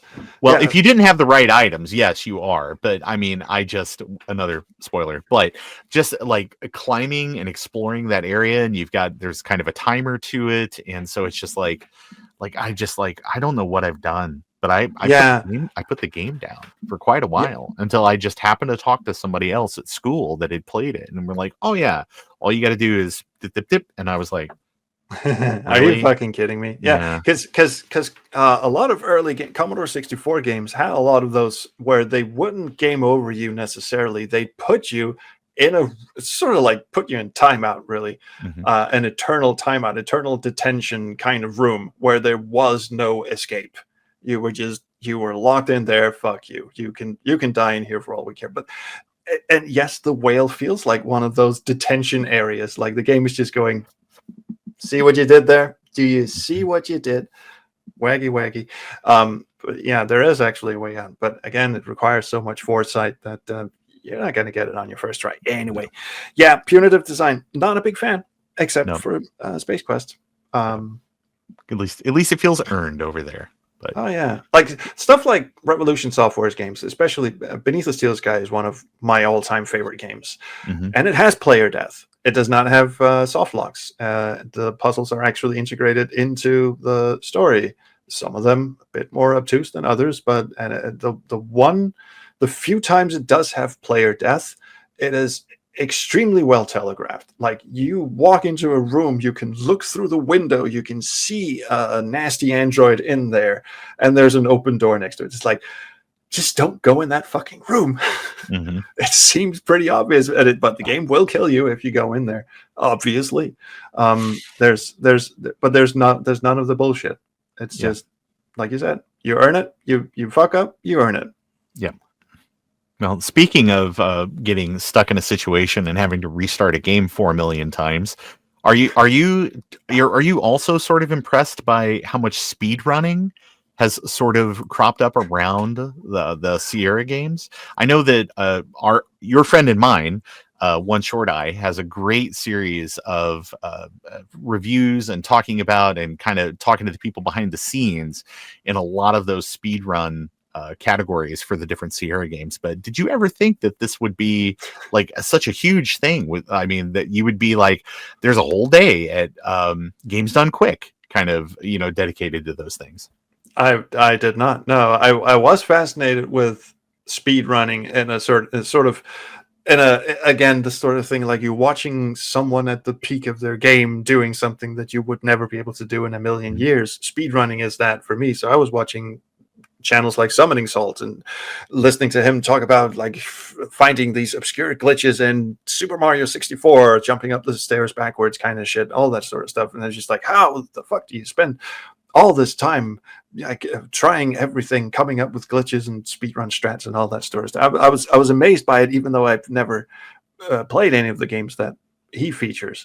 And then I stumbled upon One Short Eye, who does the same thing but for adventure games, and I was like, how do you speedrun an adventure game? Really? I mean, it's a commitment. Yeah, there's a lot of pointing. There's certainly a lot of clicking, and it's a story-driven game. And I'm looking at it, and I went, oh wow, okay. He showed me that one speedrun of Space Quest 4, where he recorded my reaction. He was like, I'm going to send you a link like 30 seconds before I hit record.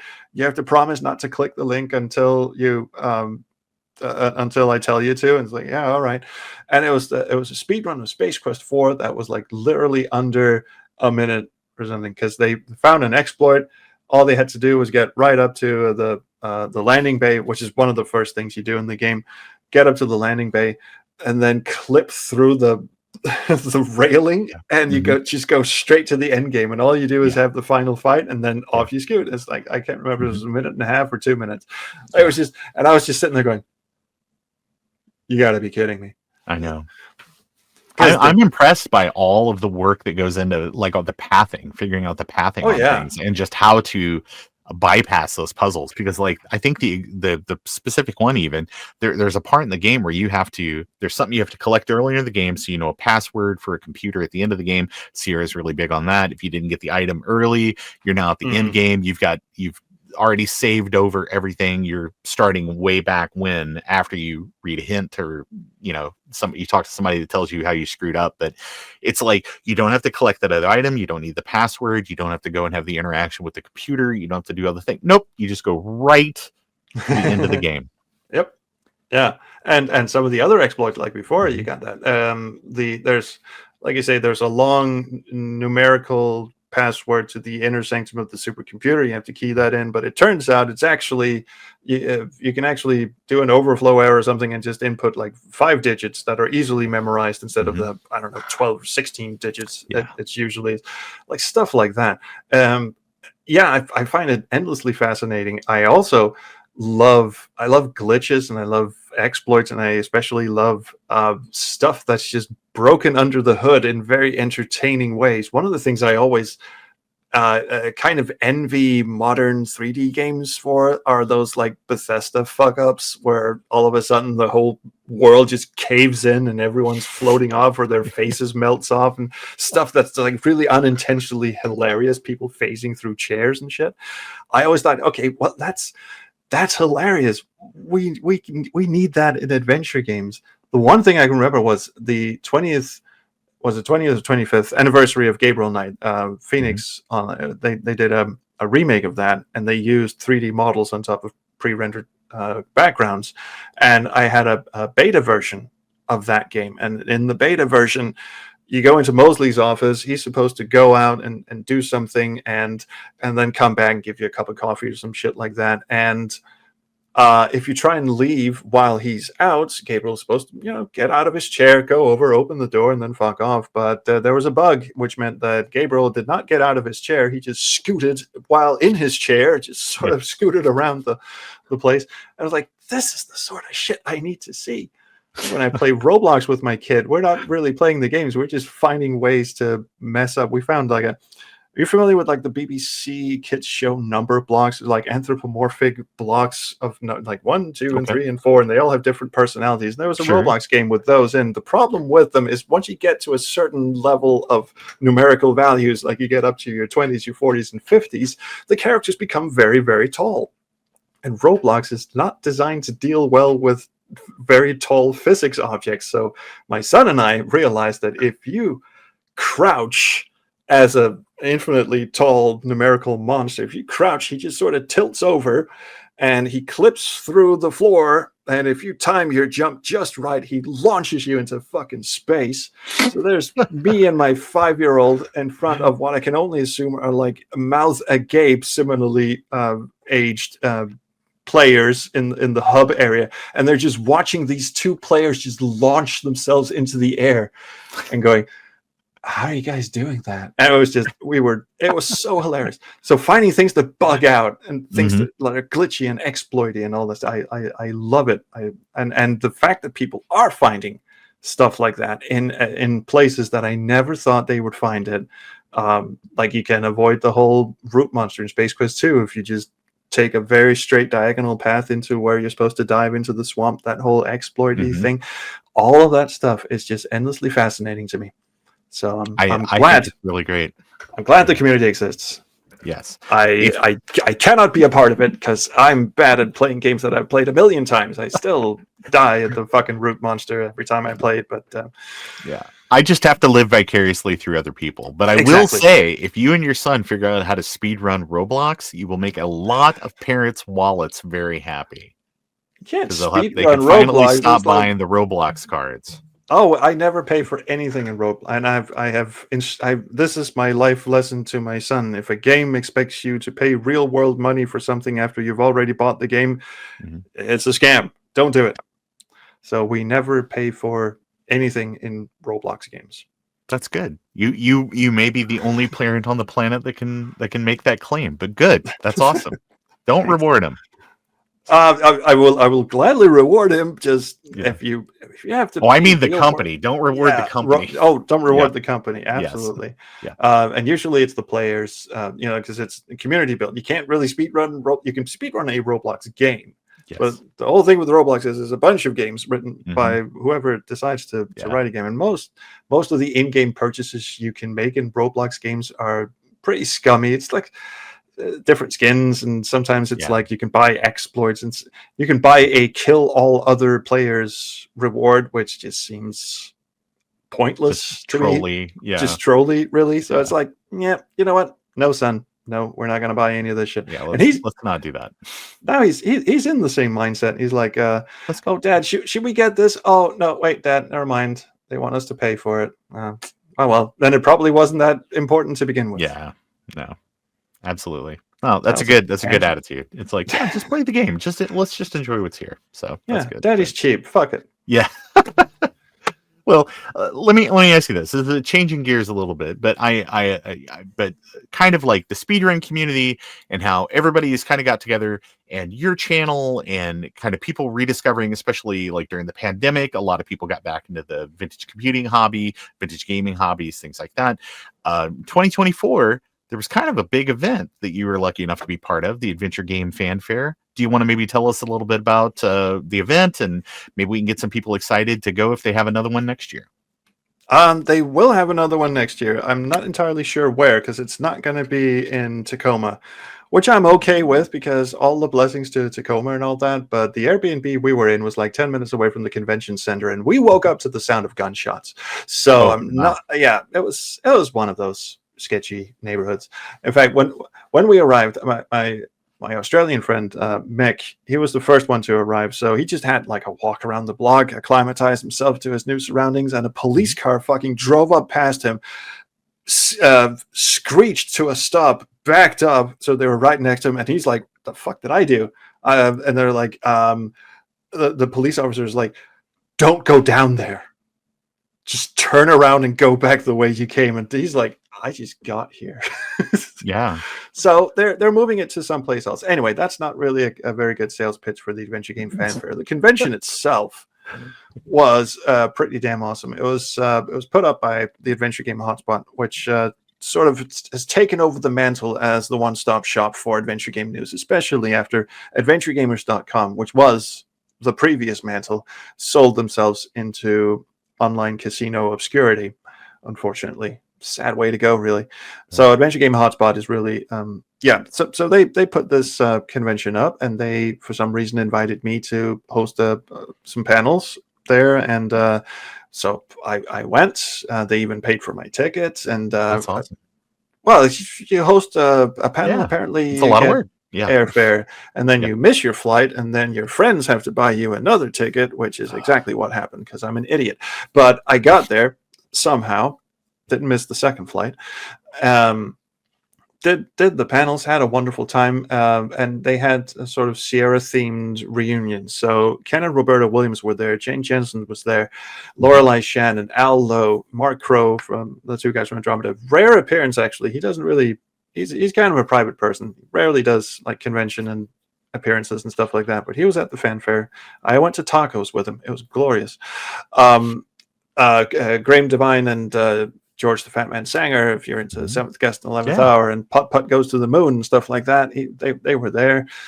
Just a bunch of pretty much everyone, Sierra related. You could think they had a big parade of them up on stage, which I thought was kind of like being in a zoo and pointing at the animals and stuff. But they seem to be having a good time.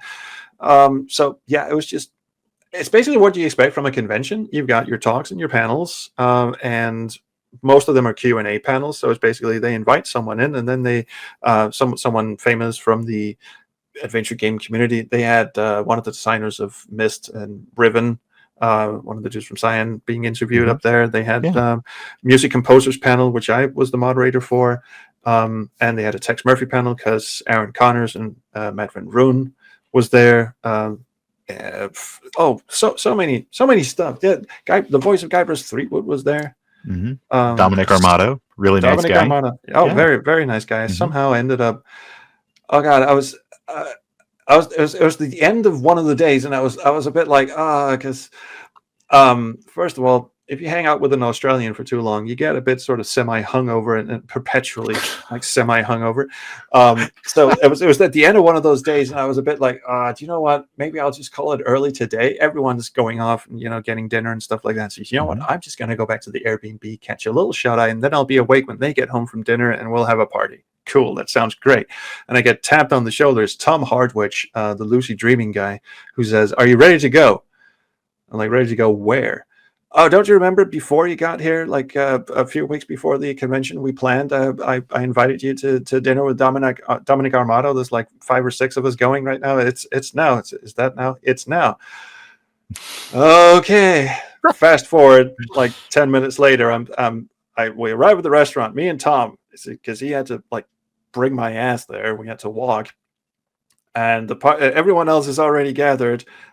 It's sort of in a corner in this restaurant. Now, for those who don't know, Dominic Amardo is a food writer, so he knows restaurants. He knows exactly what to do in restaurants. So he's got the table fully stacked in the corner there. There's no room for. I mean, Tom's got a seat saved next to Dave Gilbert in the back, but there's no room for trolls. So Dominic Armato pulls out a chair from another table, slams it down next to him, like creates a little space corner there. All of a sudden, I'm sitting next to Dominic Armato, still hungover, and has to pretend to be a normal person who's just totally not having dinner with Guybrush Threepwood in the slightest. And it did not go well. Oh no. He was nice. He was very, very nice. Yep. They seem like a nice enough group of people, and I've been lucky to interview a few of them over the years. And anytime you can talk to Dom, I've never spoken to him where it's not like you're talking to an old friend. Like, I think he's one of those people that just everybody is just like very, very like out there and just like, hey, tell me how are things been going? What have you been doing? And it's yeah. Oh, he was great, and he apparently tolerated my company enough to say hi to me the next morning. I think the point with all this story is like stuff like that was just something that happened all the time at the fanfare. So it's if you're into adventure games and this, they have Adventure X in London, an annual that they just started up again, and that's sort of been the same thing. You go to some panels, but mainly you just hang out with people that you really respect and admire and stuff, and people from the US go to Adventure X. I mean, Dave Gilbert's been the keynote speaker at most of those events and such, but the fanfare was different in the sense that, well, all the people we grew up, made the games that we grew up with are Americans. Let's be fair.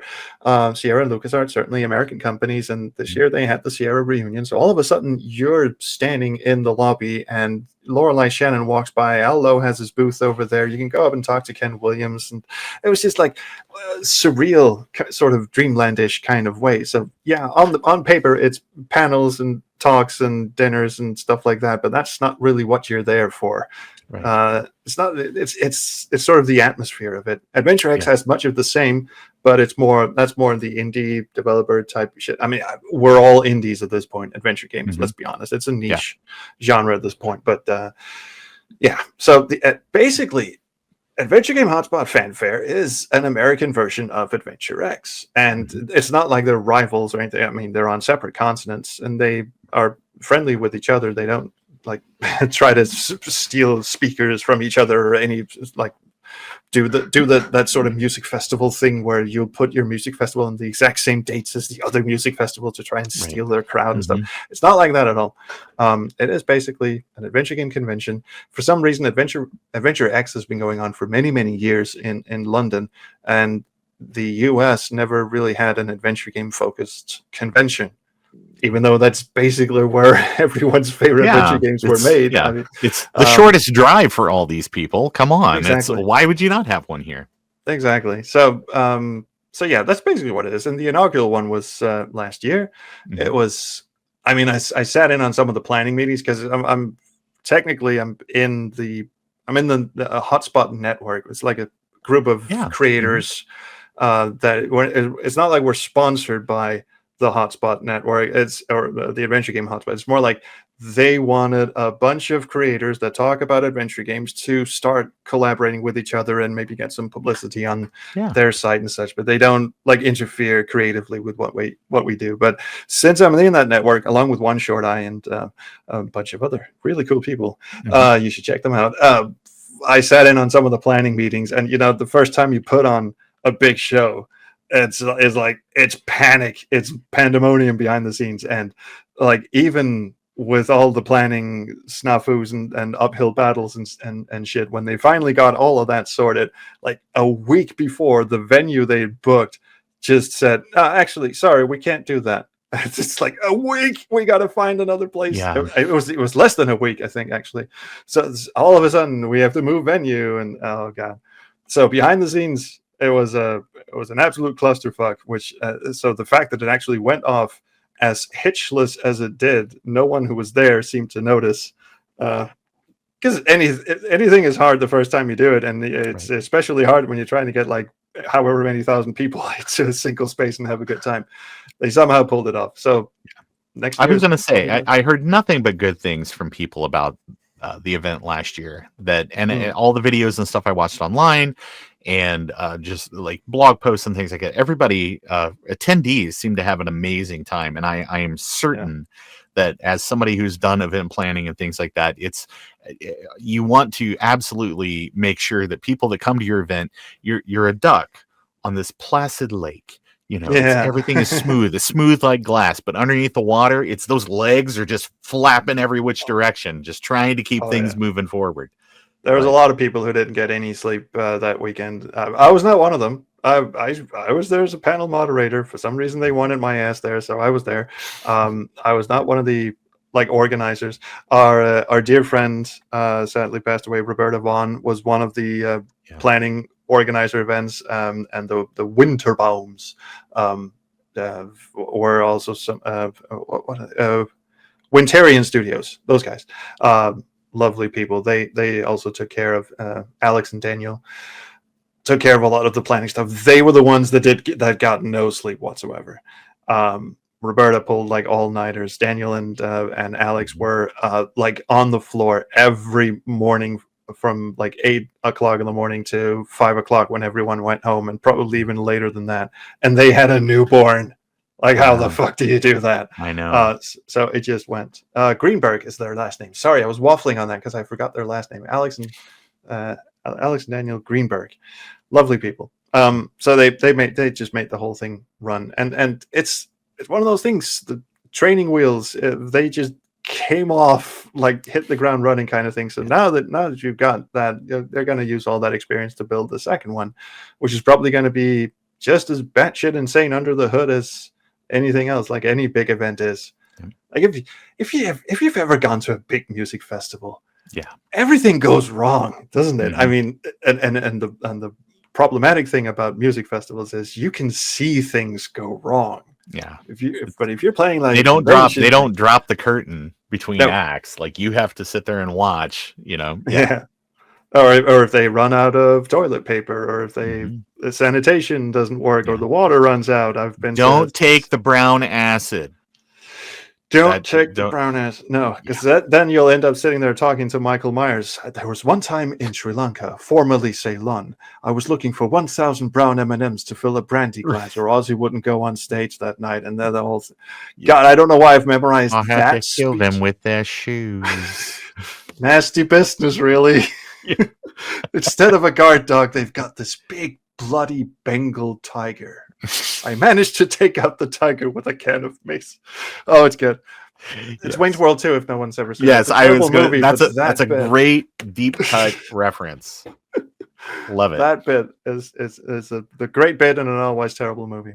Yes. It's it's a great movie in terms of product placement. They're just we're going to dedicate this 5 minutes of the movie to all of our product placement commitments, and then we'll get right back to, I guess, something with Tia Carrera. Who knows? Yeah, Christopher Walken was there as well, which is oh god, that is great. It's one of those great Bat movies, really.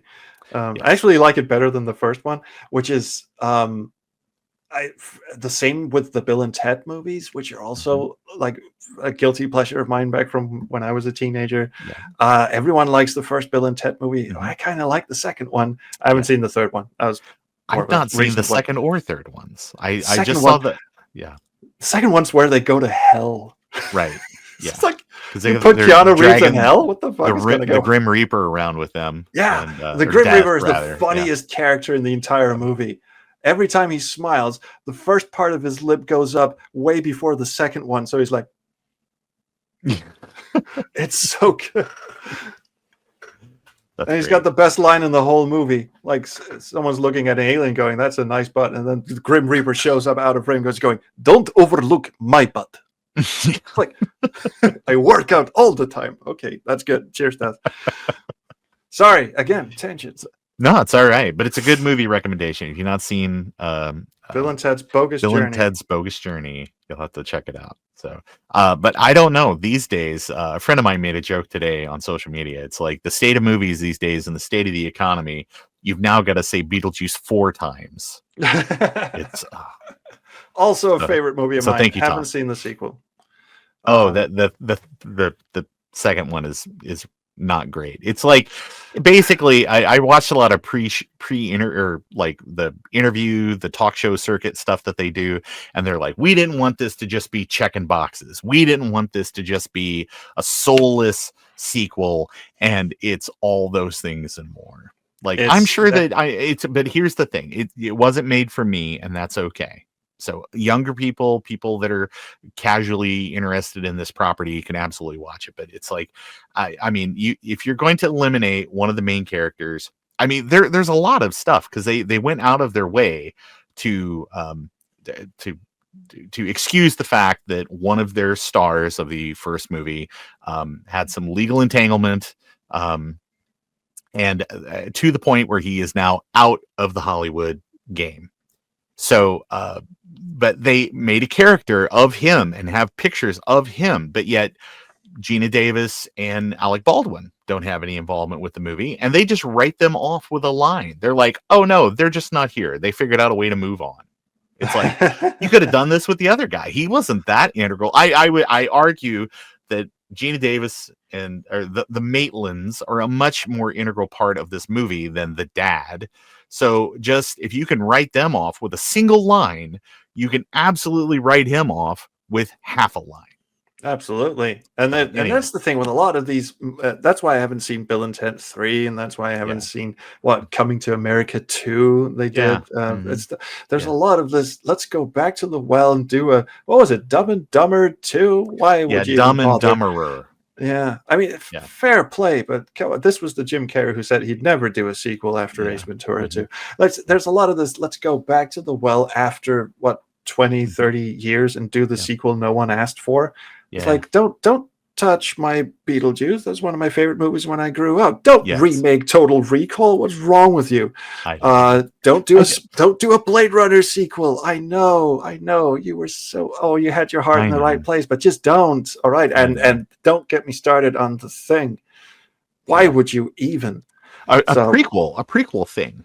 Yeah, it was a prequel. The idea was sound. There's nothing wrong with the idea. Tell us what happened to the Norwegians in the ice base and all this shit. But if you're going to build practical effects, why paint over them with crappy CGI? And why, for the love of fuck, would you put a Danish actor in the role of a Norwegian scientist? I don't know. He does turn out to be the main CGI monster at the end, so it's kind of fun watching a Danish actor going growl at the the spindly legs and shit like that. That's kind of fun, but I watched that. I don't think I saw it in the theater, but I too was just sort of like, it looks too clean and it looks too like it's too bright and sunny, and I'm thanks, but maybe I wasn't. Plot wise, I mean, the whole thing with the CGI is that they actually did all the effects practical, and then the studio saw it and said, not enough CGI, let's paint over all this shit. I'm like, okay.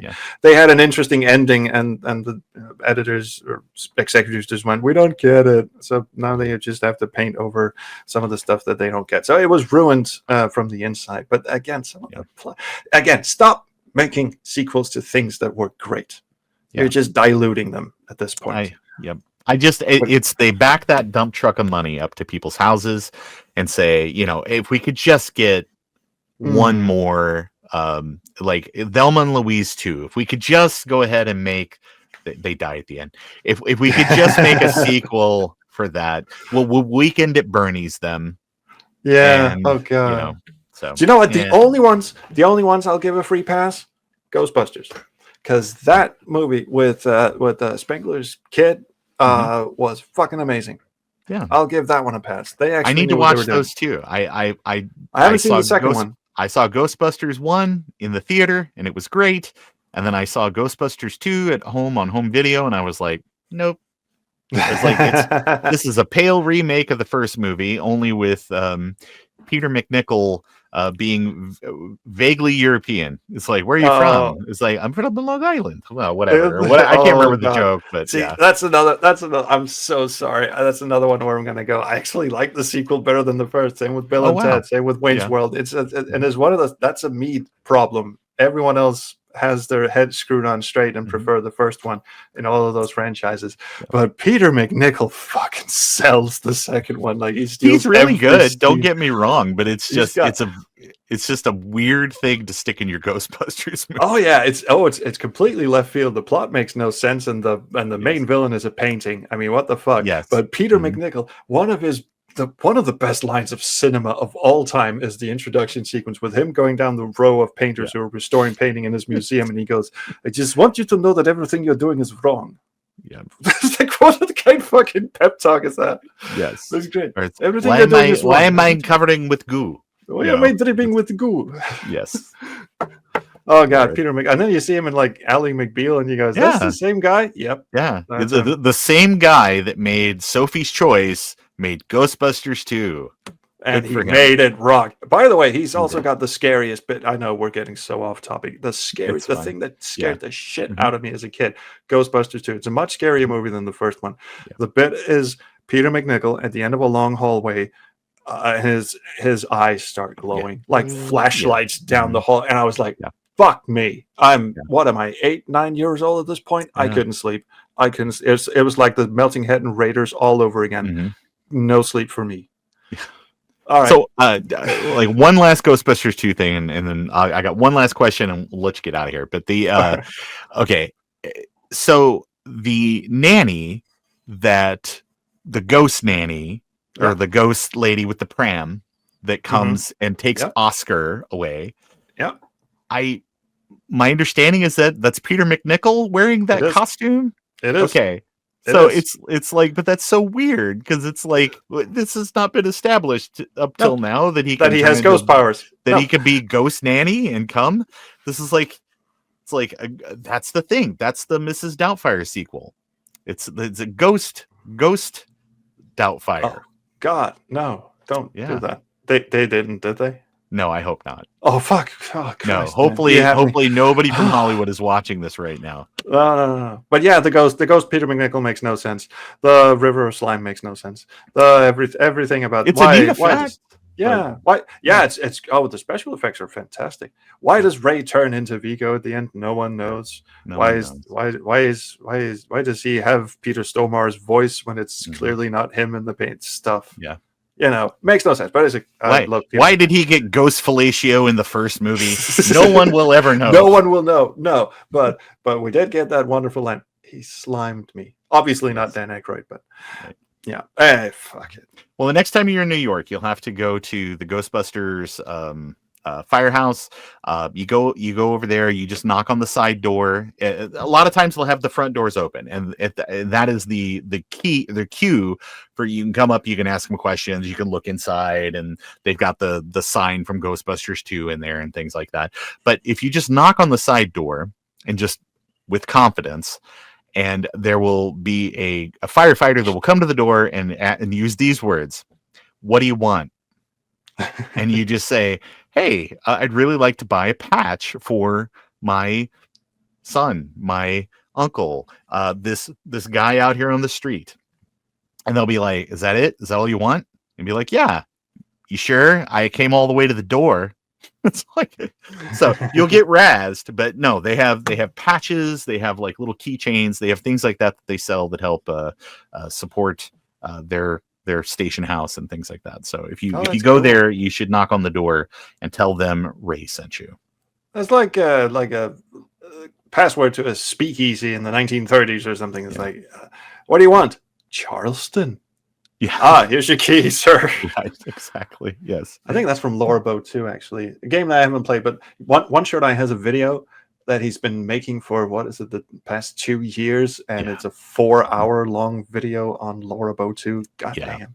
Mm-hmm. I watched that in fits. At this point, it's the sword of Amon-Ra. Come on. No more daggers. It's way longer. Yes. Oh yeah, it is the scythe of Amon-Ra. How many more synonyms do we have for long, big, bladey thing? exactly. The machete. No, it's shorter than a scythe. Okay, here's the last question, and I know you probably want to get on your day, but where do you see what's the future of adventure games? There's so many small developers. There's people that have literally been in the space, like Wad Jedi with like the excavation of Hobbs Barrow, and there's tons of people coming out with these titles. But where do you see adventure gaming going? I think already it's with digital distribution, we finally buried that stinky old ghost that said adventure games are dead. They were not dead. Publishers just wouldn't touch them because they didn't have 3D accelerated graphics and they didn't have multiplayer, and that's why people assume adventure games died.